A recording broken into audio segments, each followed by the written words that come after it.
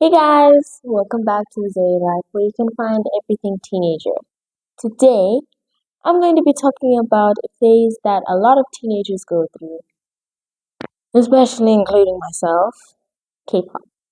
Yeah, I know, I know, I know. Wait, before you click off and unsubscribe, I'll be talking about how toxic it is and how you can avoid being a toxic K-pop fan.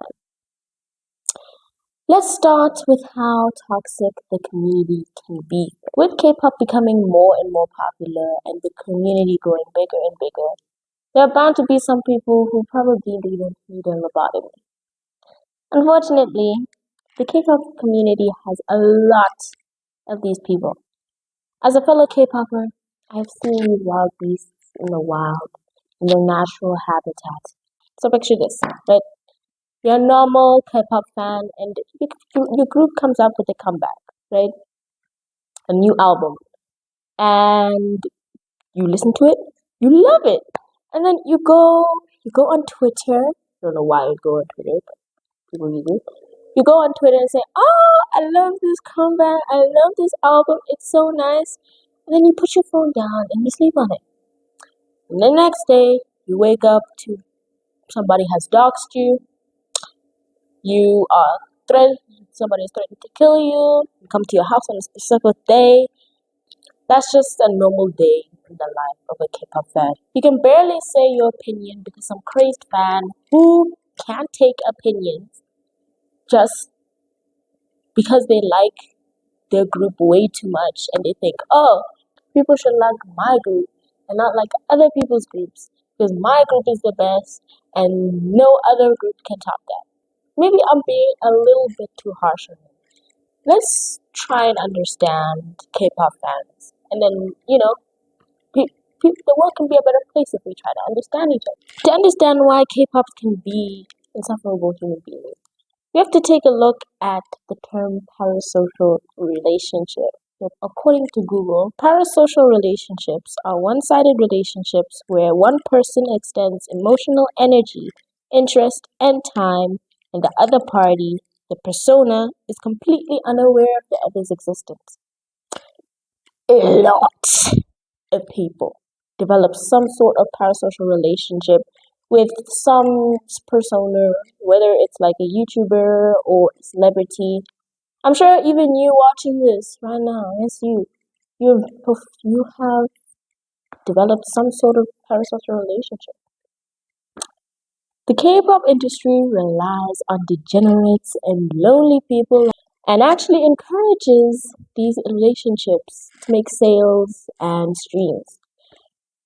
And they take it to next level. And it actually works. This is painfully evident with the fact that most K-pop idols aren't allowed to date or do anything that may be seen as socially unacceptable to your average K-popper. If they do, they won't only get bashed by their fandom, but also by their company.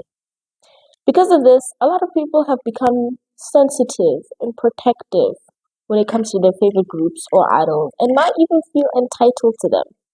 This causes a large amounts of headaches that I get every time I open social media. Hey, but I'm not done.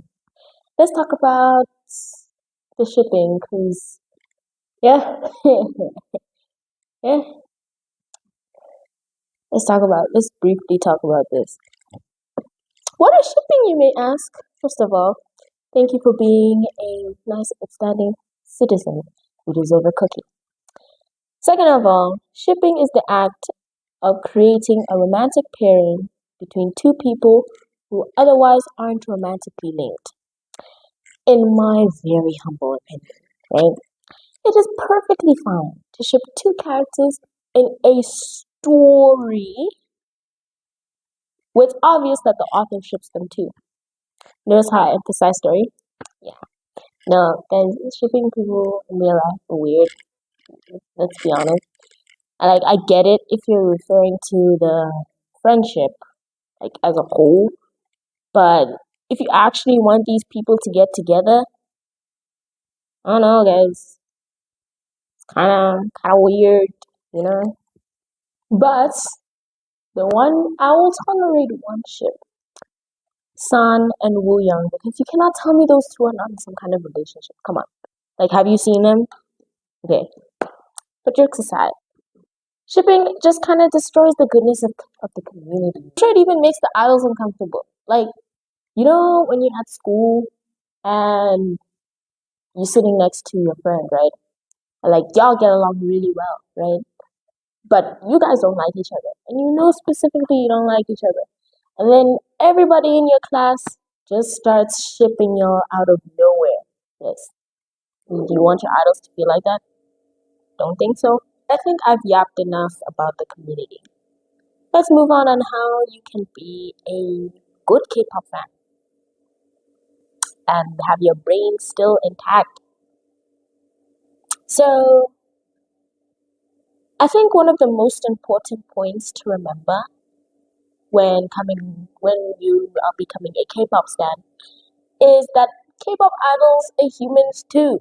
Yes, call them idols because they're big on a stage, they're supposed to perform and all of this, and people are like, yeah, but they're not idols, guys. They're not actually, you know.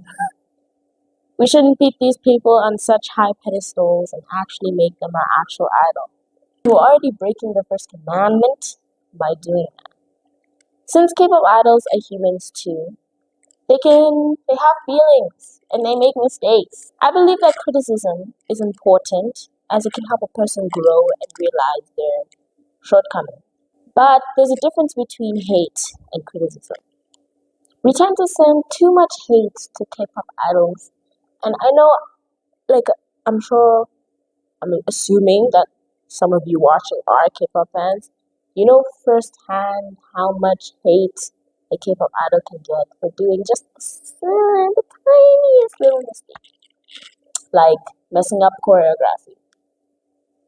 Another important thing to remember is that K-pop idols are not your friends, nor are they your romantic partners. I think this is pretty self-explanatory, okay? I get a lot of K-pop fans might call their favorite idols their husband or girlfriend or wives or boyfriends as jokes. And I thought we all established it as a joke. But some people don't see it that way. Some people it gets to their heads. See what happens gets to your head.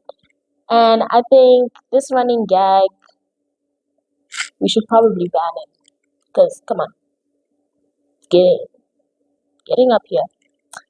The last important point I think that is very important to remember is that everybody is entitled to their own opinion.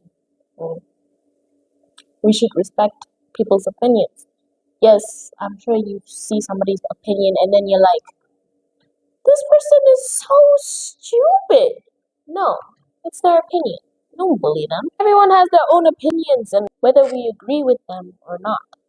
It's okay if you think that Twice is the best K-pop group of all time. But just because you think that doesn't mean other people are gonna share that opinion, right? But that's also okay. Having the same opinion just makes everybody boring. Like imagine if everybody liked the same thing. No, man. It makes the world boring. So come on, let's be nice to each other. Be more mature, Make this community a safer place for everyone, even the Seraphim stands. I'm sure if we all remember these three things, we could prevent a lot of fan wars and death threats. And I hope we actually do. But at this point, I don't have much hope. But you finally reached the end of this video.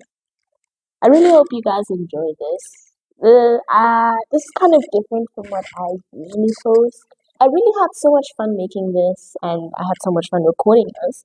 So if you guys want a part two, just say so. I'll be more than happy to make one. If you guys enjoyed this video, I hope you drop a like button and even consider subscribing. That's it. I'll see you guys in the next one. Bye!